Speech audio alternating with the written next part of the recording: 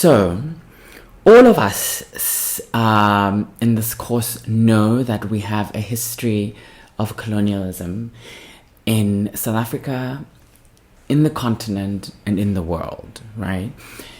Particularly for us here in South Africa, we also have a history of apartheid.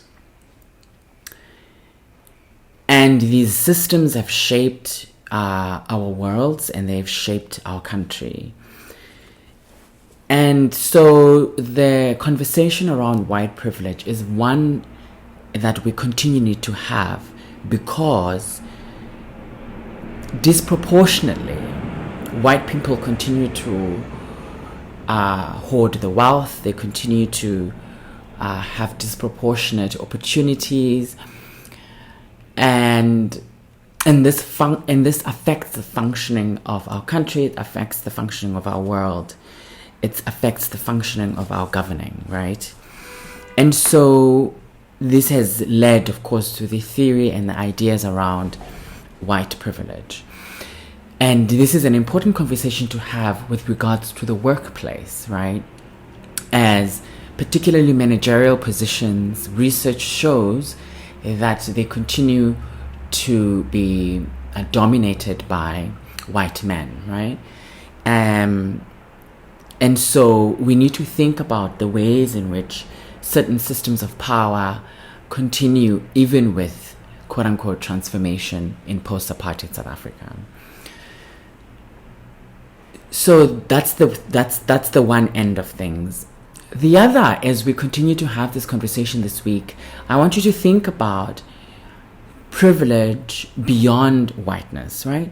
I want you to think that while we are concentrating on whiteness and while we are looking at the different aspects of it, keep at the back of your mind that there are other kinds of privileges, right? This is the important work of intersectionality that we spoke about last week, or in the last lecture, that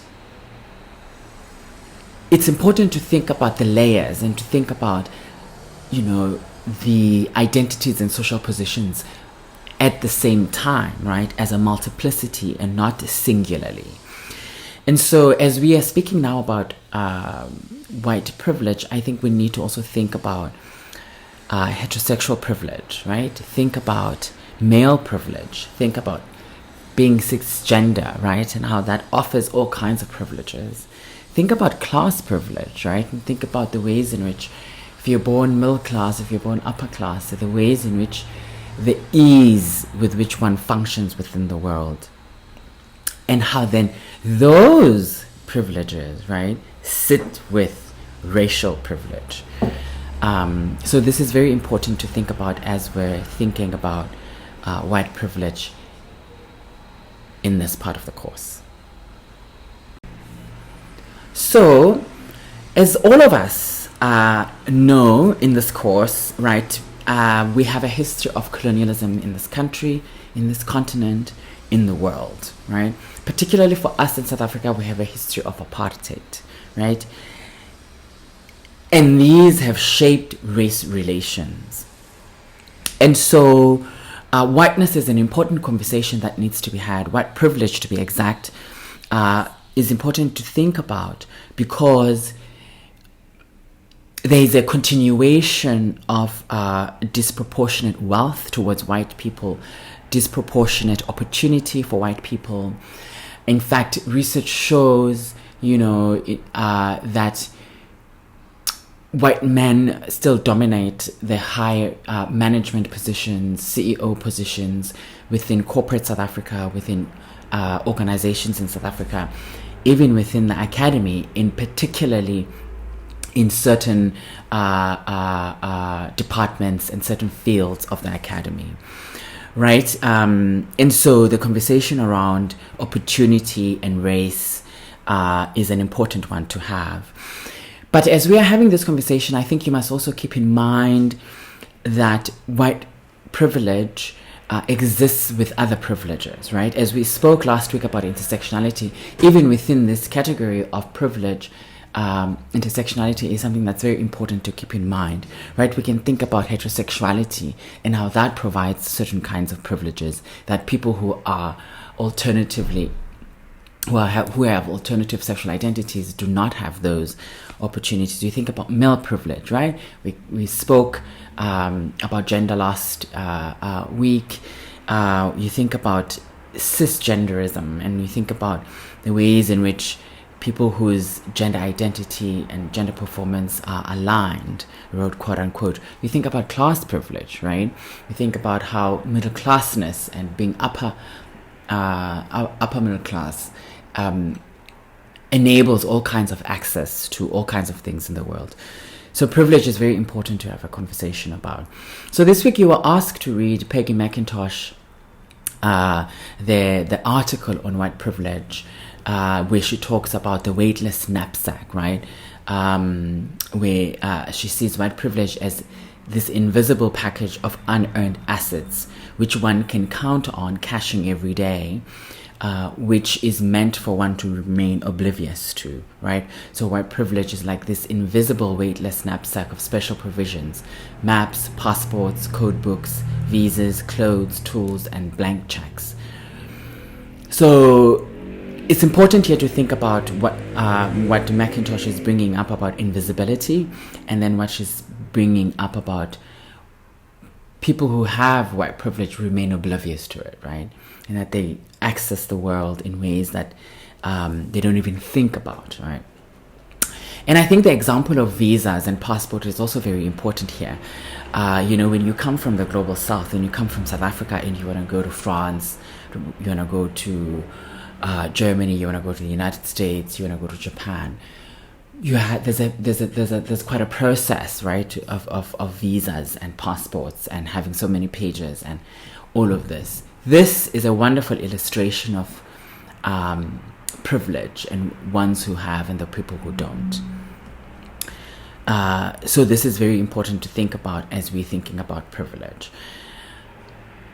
So whiteness is constructed, and its associated privileges are shaped by different and sometimes contradictory histories of racial discrimination, right? The ways in which you think about a white woman and a black woman, right? While they are both women, right, in that they are oppressed through their gender, the ways in which they work up in the world because of their race gives them very, very different lives, right? And also their, if you think about a white woman, a South African, and you think about a black South African woman, their proximity to power is different, right?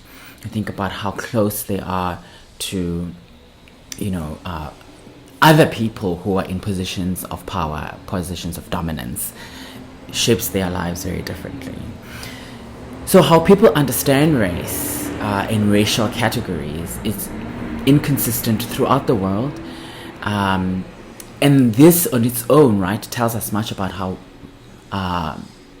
the social construction that is behind race, right?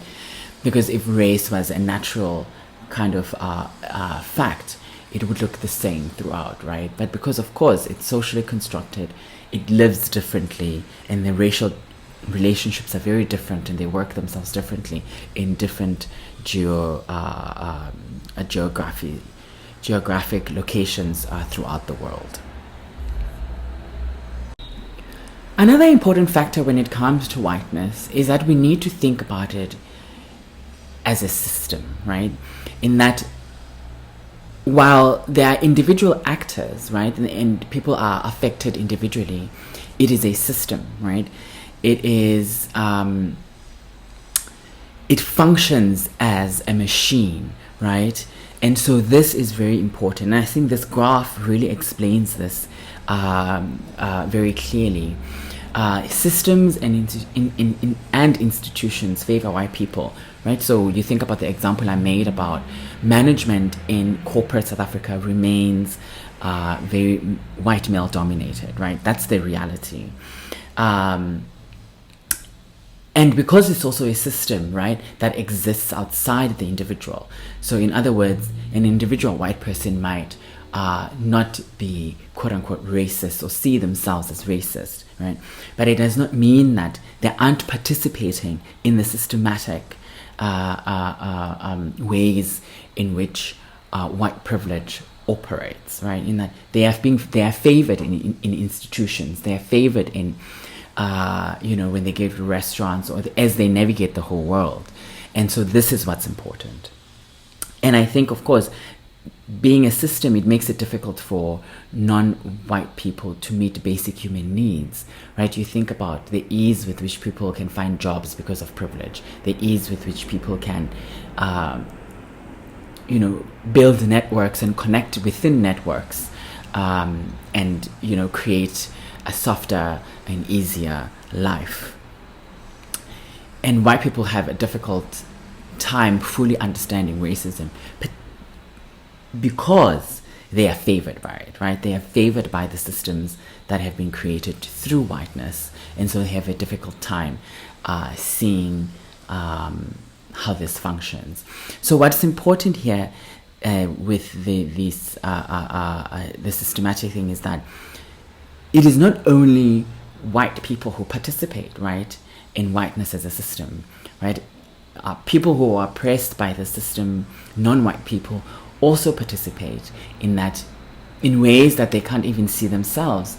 They will favor whiteness in what they do because of the things that we've come to believe about race and racism, and what people who are white possess, what people who are not white do not possess.